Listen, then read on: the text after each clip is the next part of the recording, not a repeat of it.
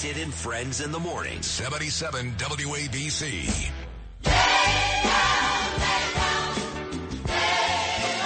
Good tune, Louie. Saw this on my friend Lynn's Facebook page. Chris Rock getting slapped by Will Smith had a longer news cycle than Donald Trump getting shot by a sniper. That's true. If you don't watch Fox News or Newsmax, you never hear that story anymore. Ever. No one talks about it. No questions have been answered. None. Zero. They don't talk about it.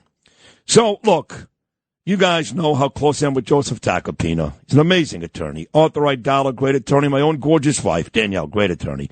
But I'll admit this, the best attorney that I've ever met in my life is Alan Dershowitz. He's the best.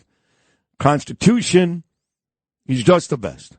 But last time I spoke to Alan, he said to me, you know, I'm getting fed up with Biden and Harris, blah, blah, blah. I want to wait to see who she picks for vice president. And I think when he said that, he was hoping she would pick Shapiro, right? Because Jewish guy. Well, she didn't. And she didn't because she wasn't allowed to, because the Democrats hate the Jews. So not only did she not pick Shapiro, but she picked this garbage out of Minnesota who hangs out with Muslim clerics, who hangs out with a teacher who says nice things about Adolf Hitler, and has more selfies on the internet with Ilhan Omar than his own wife. So based upon what Alan Dershowitz said last time, I'm presenting this to the jury, there's no more talk. He should be voting for Trump. I don't care how much he hates him, his wife, I don't care. That's it. On the VP choice, if that's what he was waiting for, I rest my case. Mr. Dershowitz, good morning. Great lawyer. Hey, I'll hire you anytime. Look, I don't hate Donald Trump. I actually like him as a person. I have a very good relationship with him. He's called me and asked me for my advice about Israel. He said the other day about me, he said, if people like Alan Dershowitz who support Israel continue to vote for the Democrats, they have to have their head examined. But and by the way, I'll be with Trump tonight. He loves you. Loves you. Yeah, well, he said he had to have my head examined. Yeah, if true. you examine my head, you'd find an open mind. I'm not going to make a decision until, like, November. Oh.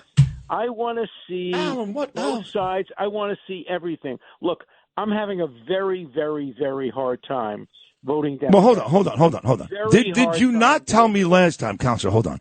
Did you not tell me last time you were going to be ready to make that choice after the VP pick, which was a horrendous pick? Now what? It was a horrendous pick. Let me tell you that the only reason Shapiro was not picked, if his name was John Shepard, he'd be the vice presidential nominee. The reason he wasn't picked is they know that if a Jewish Zionist were the vice presidential nominee, the Democratic convention would not be able to be held. There would be riots and demonstrations and violence and boos. Nobody would be allowed to speak. Clinton would be interrupted. Everybody would be interrupted. You know what's sad about what you just said? You're right. Could not stand that would happen. Jewish Zionists being right. a Democrat. So how could you vote for that party then? Well, I'm not voting for that party. That's the point. I'm not voting for the party. I don't vote Democrat. At the end, I evaluate all the pros and all the cons, and I make a decision. I also have to, I love sleeping with my wife, and I love talking to my children. I know. And I know. as you know, my wife, my children, they have very strong views on this matter. So we're all subject to pressures. I'm going to do the right thing. I'm going to vote for the right person and against the right person. I hate the fact that this vice presidential nominee has cozied up to these Hitler-loving bigots, and that the Democrats today, many of the Democrats, are kind of held hostage by the extreme hard left, which is the anti-Semitic hard left. I also watch reports that say, maybe the U.S. administration actually told Iran the name of the Mossad agent who allegedly killed the head of Hamas. My God, if that happened, that's essentially treason.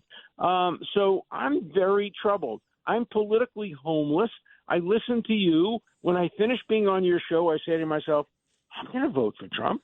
And then I listen to my wife, and I say, I don't know. Can I? But you're talking about. Let me talk about that because I love your wife. I love your children. I really do. And I'm not just saying that to be nice. Wife. Yeah, I love her too.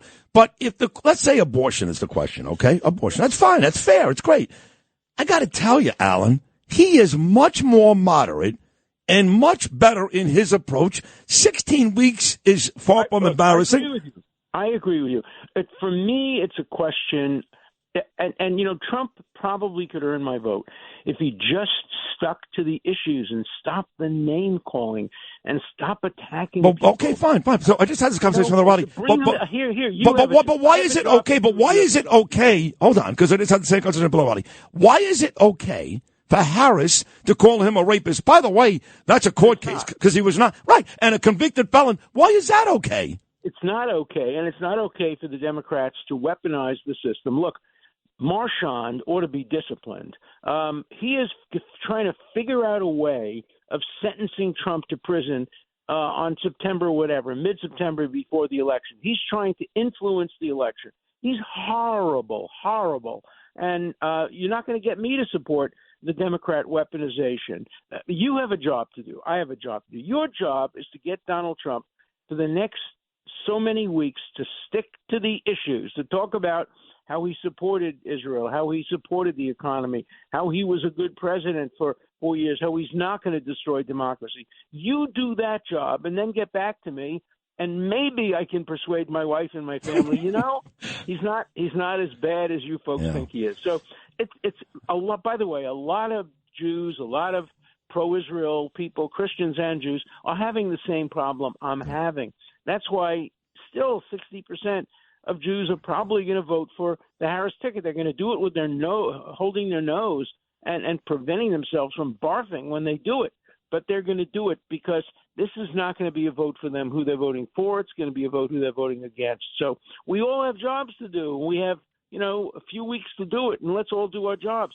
Your job is to get Trump to stick to the issues. Yeah. I don't know if I can do that, I have to be honest. I can do a lot of good things, but that's a bit... You can. Yeah. You can. So you'll be proud of me. Yesterday, first of all, I'm going to see Trump tonight because I'm part of... my best. I will. My best. Tell him there's nothing personal here. No, he knows. He knows. I'm part of the Jewish Voice Coalition. But yesterday, Alan, you would love this. So I become very, very close with your friend David Friedman, the former ambassador. He's fantastic. Great. So he's great. Great. He wrote a book. One of the reasons I might vote for Trump is who we would appoint. If he appoints Mike Pompeo, who's probably one of the greatest foreign policy people in our history, if he appoints David Friedman, he's getting very close to getting my vote. He's doing both. And by the way, Friedman can work in any one of three positions: UN Secretary, Israel Ambassador, and don't be surprised if he's being mentioned for Secretary of State too. But the reason why I was with David yesterday, he's in Israel. Yeah. We did a webinar. So he convinced me to join this group, and we're called One Jewish State, okay? Mm-hmm. And we're going to run in the World Zionist Congress elections coming up in March. Okay?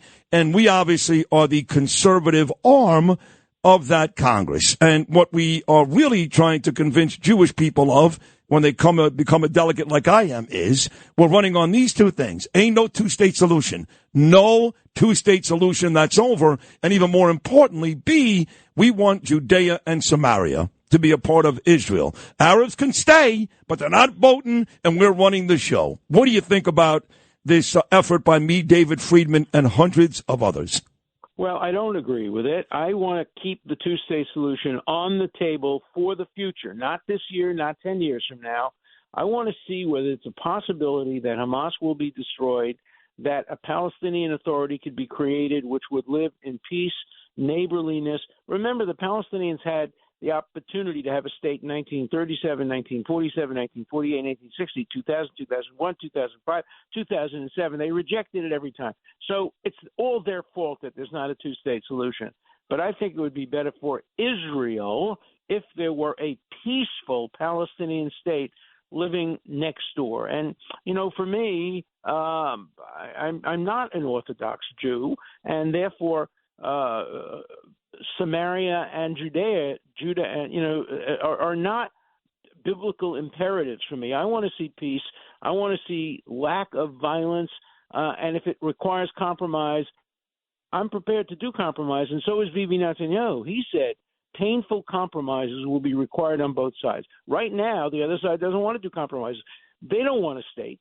They just don't want there to be a Jewish state. That's their goal. And so I think I'm with you on a lot of the underlying assumptions, but I don't want to give up yet on the possibility 10 years, 20 years from now of a two-state solution. I won't be old enough to enjoy it. You'll be around to enjoy it still. And let's see what happens. But I'm not prepared yet to give up on the two-state solution. You just made me sad. I don't ever want to think of a world, United States and Israel, a courtroom without Alan Dershowitz. So don't ever say that again, please, because I want you to live forever. I mean that sincerely. So as you wrap up this great conversation, I really did get sad there, Alan. Don't do that. As you wrap up this conversation, just be very, very specific then. Very specific. DNC starts Monday. You know what that is. One big silly pep rally. I was in Milwaukee. After that, after the DNC, what do you need to see specifically to finally make up your mind? Well, I want to see the United States stand behind Israel. I want to see the United States destroy Iran's nuclear reactor. If the Biden administration destroys Iran's nuclear reactor, I will vote for the Biden administration. I want to see them do something to make Israel safer.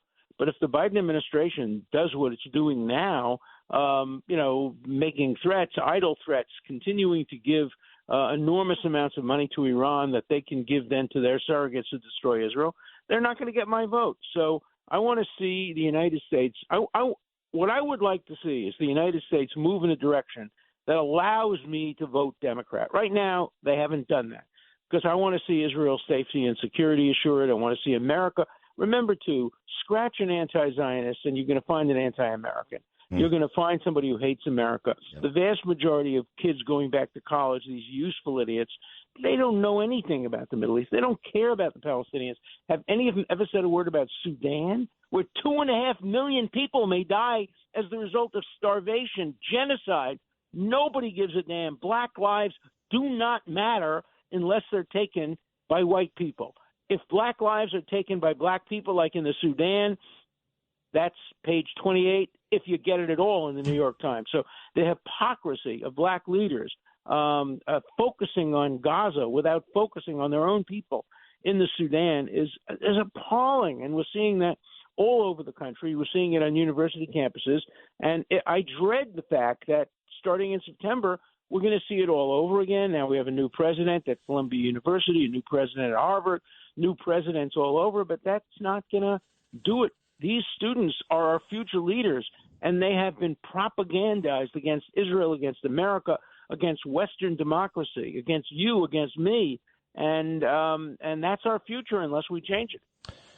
That's a great appearance. Really amazing. I'm going to say this to you. After this show is over, Alan, I'm going to go out and go apartment hunting because you and me, we're going to live together. Your wife's going to leave you because you're voting for Trump. So would you like a 2-bedroom? Would you like a 3-bedroom? She won't leave me. She just won't sleep with me. That's all. She just won't leave me. But she loves me. Of course she does. Yeah. How could she not love you? I love you, too. Thank you for coming on. It's always fun. It's always special. My pleasure. Thank you, Alan. All right. Take care. There he is, a great attorney, Alan Dershowitz. I really do love him. What a brilliant man.